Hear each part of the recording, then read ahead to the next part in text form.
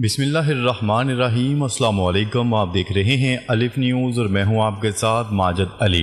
شامل کرتے ہیں پاکستان اور دنیا بھر سے breaking news headlines. Bharat کا سنتاز معاہدہ ہمیشہ کے لیے ختم کرنے کا فیصلہ، پاکستان کو پانی کی جنگ کی کھلی دھمکی، خطے میں حالات ایک خطرناک موڑ پر پہنچ چکے ہیں۔ بھارت نے آخرکار سنتاز معاہدے کو ہمیشہ کے لیے ختم کرنے کا اعلان کر دیا اور ساتھ ہی پاکستان کو پانی کی جنگ کی کھلی دھمکی بھی دے دی۔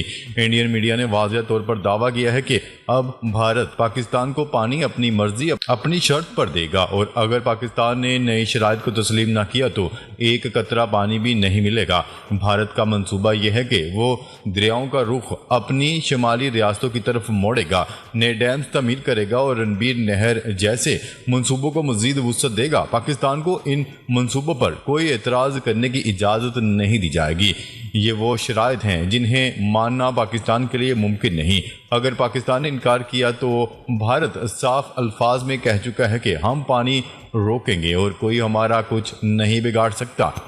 سوال یہ ہے کہ عالمی ادارے کچھ کر پائیں گے یا نہیں۔ جیسے کشمیر پر درجنوں قراردادیں آئیں، فلسطین پر روز ظلم ہو رہے ہیں، اسرائیل کے خلاف فیصلے بھی موجود ہیں، لیکن کیا کوئی انہیں روک پایا؟ بھارت اب اسی راستے پر چل رہا ہے۔ بھارت نے اپنی فوج کو ہائی الرٹ پر رکھا ہے، ہتھیاروں کی ہنگامی خریداری جاری ہے اور ہر طرف جنگی تیاریاں عروج پر ہیں۔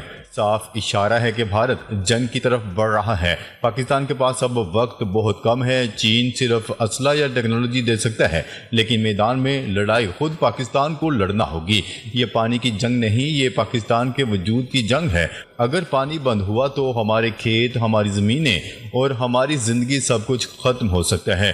کیا پاکستان صرف اقوام متحدہ کی قراردادوں کا انتظار کرے گا یا فیصلہ کن قدم اٹھائے گا؟ اب فیصلہ وقت نہیں، پاکستان کو کرنا ہے۔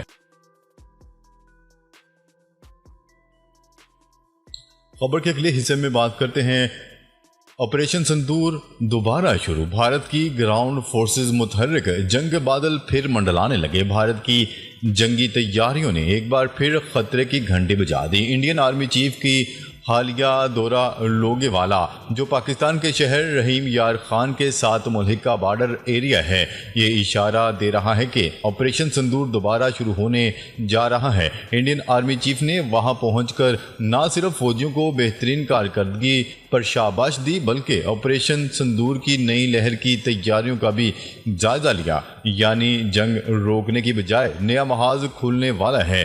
حیران کن بات یہ ہے کہ حالیہ پاکستان بھارت جنگ، جس کا انجام ایٹمی تصادم بن سکتا تھا، اس کے بعد بھی بھارت کے بیانات ایک ہی لائن پر نظر آ رہے ہیں۔ آپریشن سندور ختم نہیں ہوا، محض مؤخر ہوا ہے۔ دوسری اہم چیز یہ ہے کہ بھارت کی فوجی حکمت عملی اس بار ایئر فورس کی بجائے گراؤنڈ فورسز کو خاص طور پر متحرک کیا جا رہا ہے۔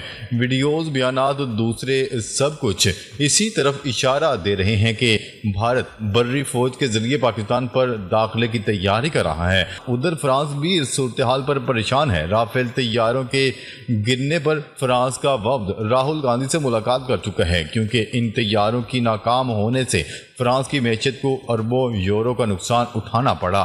راہل گاندھی نے تو صاف کہہ دیا ہے کہ اگر پاکستان کو پہلے سے حملے کی اطلاع دی گئی تھی تو ہمارے ہی طیارے کیوں گرے؟ ادھر اسرائیل کی شمولیت کی خبریں بھی سامنے آ رہی ہیں۔ بھارت کو ڈرون انٹیلیجنس اور سائبر نیٹ ورک میں اسرائیلی مدد حاصل ہو سکتی ہے، اور اگر یہ مدد براہ راست ہوئی تو خطے میں ایک نیا اتحاد اور ایک نیا خطرہ جنم لے گا۔ ناظرین، تمام شواہد اور پیٹرن ایک ہی بات کی طرف اشارہ کر رہے ہیں۔ بھارت کی نظر صرف کشمیر یا LOC پر نہیں، بلکہ لاہور اور کراچی جیسے بڑے شہروں پر بھی ہے۔ بھارت نے اس بار مکمل جنگ کی پلاننگ کر رکھی ہے، میزائل، ڈرونز اور گراؤنڈ فورسز، اور اگر ایسی صورتحال دوبارہ بنی تو پاکستان کا جواب بھی اس بار پہلے سے کہیں زیادہ سخت ہوگا۔ خبر کے اگلے حصے میں بات کرتے ہیں پاکستان کے ساتھ جنگ بندی دو طرفہ تھی، ڈونلڈ ٹرمپ کا کوئی کردار نہیں، بھارت کا نیا بیان سامنے آ گیا۔ بھارتی سیکرٹری خارجہ وکرم مسری نے جنگ بندی میں امریکی کوششوں کا انکار کرتے ہوئے کہا کہ پاکستان اور بھارت کے درمیان جنگ بندی قطعی طور پر دو طرفہ تھی، ڈونلڈ ٹرمپ کا اس میں کوئی کردار نہیں تھا۔ بھارتی سیکرٹری خارجہ نے پارلیمنٹ کمیٹی کو بریفنگ میں کہا کہ صدر ڈونلڈ ٹرمپ نے ہم سے بیچ میں آنے کی اجازت نہیں لی، وہ خود ہی سٹیج پر آنا چاہتے تھے اور آگے۔ ان کا مزید کہنا تھا کہ پاکستان اور بھارت کے درمیان تنازع روایتی جنگ کے دائرے میں رہا، پاکستان سے کسی بھی ایٹمی حملے کے اشارے نہیں ملے۔ بھارتی میڈیا کے مطابق پارلیمانی کمیٹی کی طرف سے بار بار پوچھا گیا کہ پاکستان سے جنگ میں کتنے بھارتی طیارے تباہ ہوئے، لیکن وکرم مسری نے قومی سلامتی کا بہانہ بنا کر جواب دینے سے گریز کیا۔ خبر کے اگلے حصے میں بات کرتے ہیں اسرائیلی فوجی غزہ میں لڑنے سے انکار کرنے لگے۔ غزہ میں مزاحمت کاروں سے طویل جنگ نے اسرائیلی فوجیوں کو تھکا دیا، صہیونی اہلکاروں کی غزہ میں لڑنے کے لیے ہمت جواب دینے لگی۔ نیوز رپورٹ کے مطابق اسرائیلی حکام نے غزہ میں اسرائیل کے نئے آپریشن میں تھکاوٹ کی وجہ سے لڑنے سے انکار کرنے پر 3 فوجیوں کو معطل قید کی سزا سنا دی۔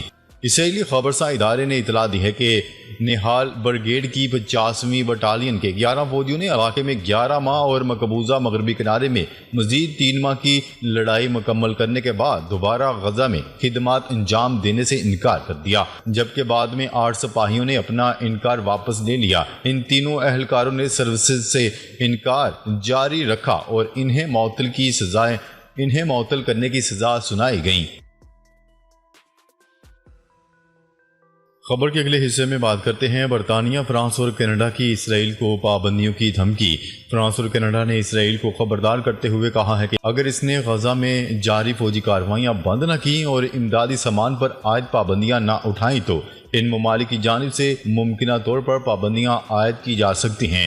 تینوں ممالک کے مشترکہ اعلامیے میں کہا گیا ہے کہ اسرائیلی حکومت کی جانب سے عام شہریوں کو بنیادی انسانی امداد کی فراہمی سے انکار ناقابل قبول ہے اور یہ بین الاقوامی انسانی قوانین کی خلاف ورزی کے زمرے میں آتا ہے۔ اعلامیے میں مغربی کنارے میں غیر قانونی اسرائیلی بستیوں کی توسیع پر بھی تنقید کی گئی۔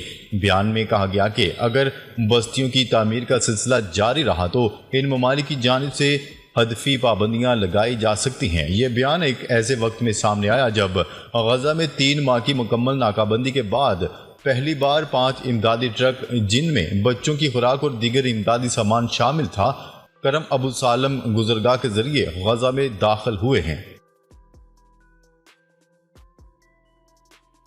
خبر کے اگلے حصے میں بات کرتے ہیں سعودی عرب کی غزہ میں اسرائیلی کارروائیوں کی شدید مذمت۔ سعودی وزارت خارجہ شہزادہ فیصل بن فرحان نے کہا ہے کہ اسرائیلی فوج کی یہ کارروائیاں خطے میں امن و استحکام کے قیام کی کوششوں کو شدید نقصان پہنچا رہی ہیں۔ انہوں نے کہا کہ غزہ میں جاری فوجی آپریشن نہ صرف بین الاقوامی انسانی قوانین کی خلاف ورزی ہے بلکہ ان سے پہلے سے جاری انسانی بحران مزید شدت اختیار کر رہا ہے۔ انہوں نے عالمی برادری پر زور دیا ہے کہ وہ فوری طور پر مداخلت اور مظلوم فلسطینی عوام کو تحفظ فراہم کرے اور مسئلہ فلسطین کے منصفانہ حل کے لیے فلسطینی عوام کے حق خود ارادیت کی مکمل حمایت کرے۔ خبر کے اگلے حصے میں بات کرتے ہیں ڈونلڈ ٹرمپ اور پیوٹن کی 2 گھنٹے فون پر گفتگو، تجارت جنگ بندی پر تبادلہ خیال۔ امریکی صدر ڈونلڈ ٹرمپ نے کہا ہے کہ روس اور یوکرین فوری طور پر جنگ بندی اور اس سے بھی اہم جنگ کے خاتمے کے لیے مذاکرات کا آغاز کریں۔ زیلنسکی، میکرون، یورپی کمیشن کے صدروں اور دیگر کو بھی آگاہ کر دیا گیا۔ ویٹیکن نے مذاکراتی عمل کی میزبانی میں دلچسپی ظاہر کر دی۔ روس اس تباہ کن خونی جنگ کے خاتمے کے بعد امریکہ کے ساتھ بڑے پیمانے پر تجارت کرنا چاہتا ہے اور میں اس سے متفق ہوں۔ یوکرین سے جنگ بندی کے لیے شرائط دونوں فریقین کے درمیان طے ہوں گی کیونکہ صرف وہی ان تفصیلات سے واقف ہیں جو کسی اور کو معلوم نہیں ہو سکتی۔ اپنے سوشل میڈیا پلیٹ فارم پر ان کا کہنا تھا کہ میں نے فون پر روس کے صدر ولادیمیر پوٹن کے ساتھ 2 گھنٹے بات چیت کی ہے۔ مجھے یقین ہے کہ یہ ملاقات بہت اچھی رہی۔ گفتگو کا لہجہ اور جذبہ بہت اہم تھا۔ خبر کے اگلے حصے میں بات کرتے ہیں یمن کے حوثی باغیوں نے اسرائیل کی حیفا بندرگاہ کی بحری ناکہ بندی کا اعلان کر دیا۔ حوثی رہنماؤں کا کہنا ہے کہ یہ اقدام غزہ میں جاری اسرائیلی کارروائیوں کے رد عمل میں اٹھایا گیا ہے۔ اب حیفا بندرگاہ باقاعدہ طور پر ان کے اہداف میں شامل ہے۔ حوثیوں نے بحری جہازوں کی مالک بین الاقوامی کمپنیوں کو خبردار کرتے ہوئے کہا ہے کہ وہ اسرائیلی بندرگاہوں کی طرف جہاز بھیجنے سے گریز کریں، بصورت دیگر ان کے لیے خطرات بڑھ سکتے ہیں۔ یہ اعلان ایسے وقت میں سامنے آیا جب مشرق وسطیٰ میں اسرائیل اور حماس کے درمیان جاری جنگ کے اثرات پورے خطے کو لپیٹ میں لے رہے ہیں اور کشیدگی بین الاقوامی تجارت پر بھی اثر انداز ہو رہی ہے۔ ناظرین، اب تک کے لیے اتنا ہی۔ مزید خبریں لے کر بہت جلد آپ کی خدمت میں حاضر ہوں گے۔ تب تک کے لیے اپنا خیال رکھیے گا۔ اللہ نگہبان۔